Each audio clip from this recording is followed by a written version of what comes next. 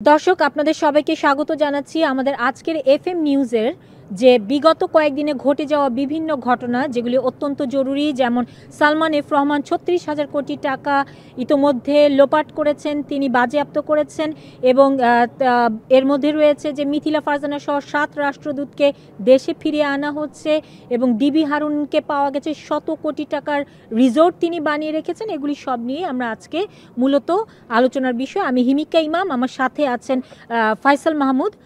ফয়সাল, আপনি এই বিগত ঘটে যাওয়া কয়েকদিনের ঘটনা নিয়ে আমাদেরকে কিছু কিছু যদি বলতেন।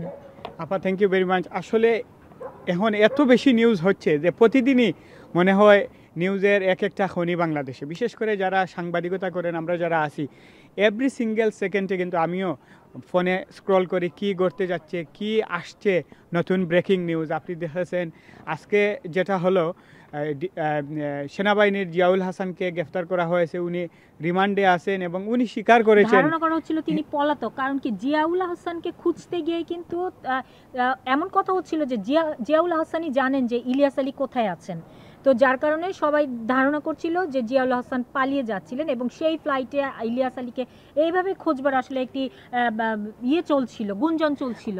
গুমের যে পথা বাংলাদেশে স্টার্ট হয়েছিল সেটা জিয়াউল হাসানের হাত ধরেই হয়েছিল এবং তিনি আয়নাগর তথা আপনার যেটা ফোন মনিটরিং, এগুলো আড়িপাতা থেকে শুরু করে ইসরায়েল থেকে আড়িপাতার মেশিন কিন্তু এই জিয়াউল হাসানের মাধ্যমে ক্রয় করে এগুলোর নিয়ন্ত্রণ কিন্তু হয়েছে। তার মাধ্যমে কিন্তু গুম খুনে এবং মানুষের কথা বলার যে স্বাধীনতা সেটা কিন্তু খর্ব করা হয়েছে এই হাসিনা সরকারের আমলে। তিনি সরকার থেকে অনেক সুযোগ সুবিধা নিয়েছেন এবং সরকারও উনাকে ইচ্ছা মতো মদত দিয়েছে এবং ব্যবহার করেছে। কয়েকশো কোটির মালিক হয়েছেন। আর টাকার যে দুর্নীতি আপনি বললেন, সালমান এফ রহমান প্রধানমন্ত্রীর ৩৬,০০০ কোটি টাকা তিনি একটা পরিবার নিয়ে নিল, তারপর এস আলম গ্রুপ যেটা ইসলামী ব্যাংক শেষ করে ফেলে, দুই পরিবারের কাছে কয়েকশো হাজার কোটি টাকা। এই হলো ফয়সাল, আমি আপনাকে একটু সংযুক্ত করব, যেটা হচ্ছে কি আইএফআইসি ব্যাংক আমরা জানি যে এটা সালমান এফ রহমানের, আদতে এটা সালমান এফ রহমানের মাত্র 2% শেয়ার আছে, কিন্তু এটাতে অনেকখানি আপনার সরকারের, এটাতে 32% সরকারের কিন্তু ইনভেস্ট এবং এই সালমান এফ রহমানের আগে ছিল, কিন্তু পরে সালমান এফ রহমান সরকারকে বুলিয়ে বাগিয়ে কিন্তু এখানে ইনভেস্ট করিয়েছেন এবং এখান থেকে বিভিন্ন ভুয়া প্রতিষ্ঠানের নাম দিয়ে তিনি এই প্রায় ৩৬,০০০ কোটি টাকা বাজেয়াপ্ত করে নিলেন। দেখা গেল 4টি ফ্যামিলির কাছে কিন্তু বাংলাদেশের ব্যাংকিং খাত এবং শেয়ার বাজার কিন্তু ধ্বংস হয়ে গেছে এবং তারা চাইলে একটা জিনিস আপনি লক্ষ্য করেছেন কি না, এস আলম এই যে ৩৩,০০০ কোটি টাকা যে তিনি বাজেয়াপ্ত করেছেন, এতে তিনি প্রমাণ করতে চাইছেন যে না, এটি লিগ্যাল ওয়েতে তিনি এটাকে ভালো একটি উপায়ে এটাকে আনবার চেষ্টা করছেন, তদবির চালাচ্ছেন এবং নিজে ভালো সাজবার চেষ্টা করছেন। যেটা বলছিলাম যে 4-5টা পরিবার, শিল্প গোষ্ঠী যারা বাংলাদেশকে কন্ট্রোল করে ব্যবসা বাণিজ্য, তারা চাইলে এই টাকা পাচার না করে আরও কিন্তু বিনিয়োগের খাত কিন্তু বাংলাদেশ সুযোগ সৃষ্টি হতো এবং অনেকে কিন্তু ব্যবসা বাণিজ্য, এই যে যারা বৈষম্যের জন্য আন্দোলন করছেন তাদের অনেকের কিন্তু চাকরি হতো ওরা চাইলে। কিন্তু আপনি যেভাবে দেখলেন বাংলাদেশের সেকেন্ড ধনী ব্যক্তি হলেন সালমান এফ রহমান, তিনি একজন ফকিরের মতো, ফকির ছোট করছি না, তিনি যেভাবে ধরা পড়লেন পালিয়ে যাওয়ার মতো, এটা আসলে এত টাকা দিয়ে কি করবেন আপনি, এত টাকা দিয়ে কি করবেন, আপনার যদি ইজ্জতই থাকে না আপনাকে কেন পালাতে হবে? সালমান এফ রহমানের মতো শিল্পপতিদের কেন বাংলাদেশ ছেড়ে যেতে হবে সরকার বদলের সাথে সাথে? আপনারা থাকবেন, বাংলাদেশে ইনভেস্ট করবেন, ব্যবসা বাণিজ্যের সুযোগ সৃষ্টি করবেন এবং তরুণদের আইডল হিসেবে থাকবেন, আপনারা এমন কিছু করবেন কেন সরকারের সাথে সাথে আপনাকেও লুকিয়ে পালিয়ে যেতে হবে? আরেকটি বিষয় আপনার কাছ থেকে শুনবো যে ডক্টর ইউনূসের সাথে মোদির সাথে কিন্তু হাসিনা সরকারের খুবই ভালো একটি সম্পর্ক ছিল, কিন্তু হাসিনা পালিয়ে যাবার পর সেই ওই ধরনের যে পৃষ্ঠপোষকতা আমরা কিন্তু দেখতে পাচ্ছি না এখন আওয়ামী সরকারের সাথে। কিন্তু ইউনূসকে তিনি আবার আজকে অনেক প্রশংসা করে কথা বললেন, তাকে দাওয়াত করলেন, এ নিয়ে আপনি যদি একটু বলেন।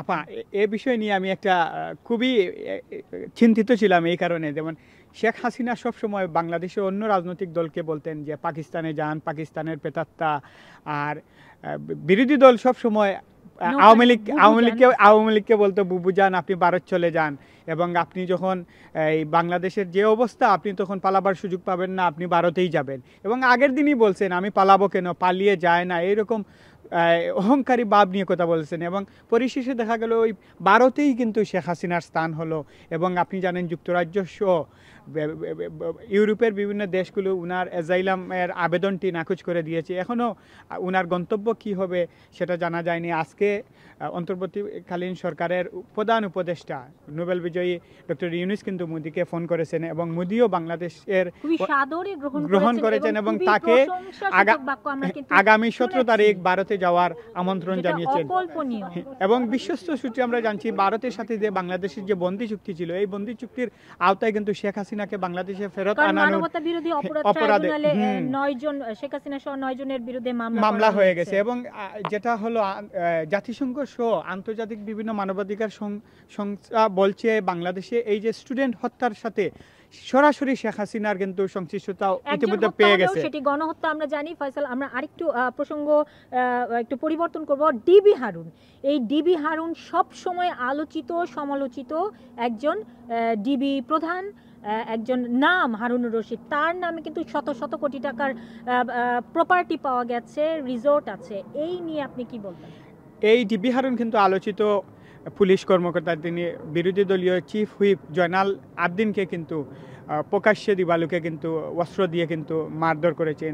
এরকম বিভিন্ন ঘটনায় কিন্তু তাকে পদোন্নতি দিয়ে শেষ পর্যন্ত ঢাকা মেট্রোপলিটন পুলিশের কিন্তু ডিবিতে কিন্তু উনাকে প্রদান করা হয়েছে। এবং একটি বিষয় ফয়সাল, উনি কিন্তু মুক্তিযোদ্ধার কোটায় চাকরি পেয়েছিলেন, 1996 সালে ছাত্রলীগ করতেন, কিন্তু উনার বাবা কিন্তু মুক্তিযুদ্ধ ছিলেন না তখনও। কিন্তু আব্দুল হামিদ উনার বাবাকে মুক্তিযুদ্ধে অন্তর্ভুক্ত করে তারপরে সেই কোটায় তাকে চাকরি দিয়েছে। সেটাই বলছিলাম, উনি আওয়ামী লীগের কিন্তু দলীয় লোক হিসাবে কিন্তু পোশাকের আইনের পোশাক পরে কিন্তু আওয়ামী লীগকে সার্ভ করেছেন।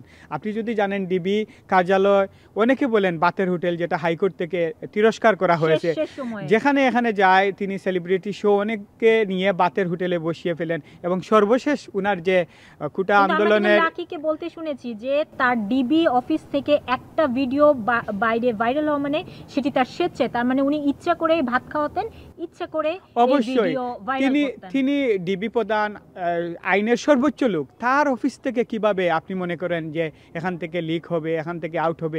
একটা দুইটা হলে ঠিক আছে, কিন্তু স্বেচ্ছায় যারাই এখানে যান এখান থেকে ভিডিও বানান। আমরা দেখছি যে রিজভিকে উনি ভাত খাইয়েছেন, অনেকে বাতের হোটেল বলে। সর্বশেষ ছাত্র আন্দোলনের নেতৃত্ব দানকারী 6 জনকে তুলে নিয়ে ভাত খাইয়েছিলেন এবং ফোর্স করে ফোর্স করে এখান থেকে তাদের স্টেটমেন্ট নেওয়া হয়েছে। এবং সর্বশেষ যেটা উনি একটা মামলায় কিন্তু উনাকে গ্রেফতার করা হয়েছে, অনেকটা গণদুলাইও দেওয়া হয়েছে, যদিও আমরা মিডিয়াতে এই নিউজটা দেখি নাই। হারুনকে ইচ্ছা মতো কিন্তু দেওয়া হয়েছে। এগুলির আসলে শেষ পরিণতি কি হবে, হারুন কোথায় আছে এখনো স্পষ্ট করে আসলে আমরা কোনো মিডিয়াই জানাচ্ছে না। আমরা একটু প্রসঙ্গ পরিবর্তন করতে চাচ্ছি, সেটি হচ্ছে গিয়ে মিথিলা ফারজানা এবং 7 রাষ্ট্রদূত সহ দেশে ফেরত আনাচ্ছেন, যেগুলি আপনার একটা সরাসরি তাদেরকে দেয়া হয়েছিল এরকম চাকরিতে, যারা সচিব পদমর্যাদায় ছিলেন না, কিন্তু একটি আওতায় এনে তাদেরকে চাকরি দেওয়া হয়েছিল।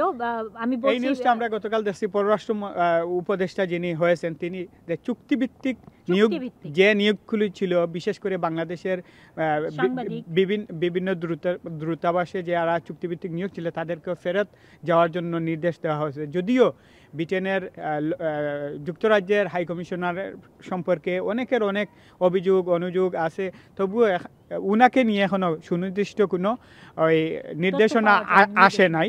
বাকি সবাই আপনি যাদের বলছেন হাই কমিশনে কানাডা, আপনি যদি দেখেন এই সরকার কিভাবে স্বজনপ্রীতি করেছে। ফারজানা মিথিলা যিনি 71 টেলিভিশনে ছিলেন, এবং শাকিল আহমেদ, ফারজানা রূপা, মুজাম্মেল বাবু, ওদেরকে কোটি কোটি টাকার মালিক বানিয়ে দিয়েছেন। ফারজানা মিথিলা যার সন্তান কানাডাতে পড়ে, সেই সন্তানকে দেখে বলার জন্য তিনি কানাডায় গেছেন শুধুমাত্র সরকারি একটা জব নিয়ে। শেখ হাসিনার বদন্যতায় একটা রাষ্ট্র কিভাবে এতটা সব অর্গান এতটা ভঙ্গুর হলে এইরকম সিদ্ধান্ত নিতে পারে? ব্যক্তির আমোদ ফুর্তি, ব্যক্তির স্বার্থের জন্য রাষ্ট্রের টাকা কিন্তু অনেকে সরকারি চাকরি পেয়েছেন।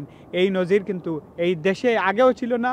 এই 15 বছরে বাংলাদেশের প্রশাসনের যে ক্ষতি হয়েছে, বাংলাদেশ যে পিছিয়ে গেছে, আগামী কয়েক বছরেও কিন্তু এর থেকে উত্তরণের আমি পথ দেখছি।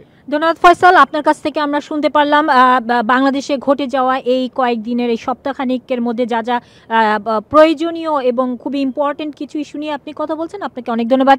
দর্শক, আমাদের সাথে ছিলেন ফয়সাল মাহমুদ, তার কাছ থেকে ঘটে যাওয়া আমরা 4-5 দিনের বিশেষ ঘটনাগুলি জানলাম। হিমিকা ইমাম, ধন্যবাদ।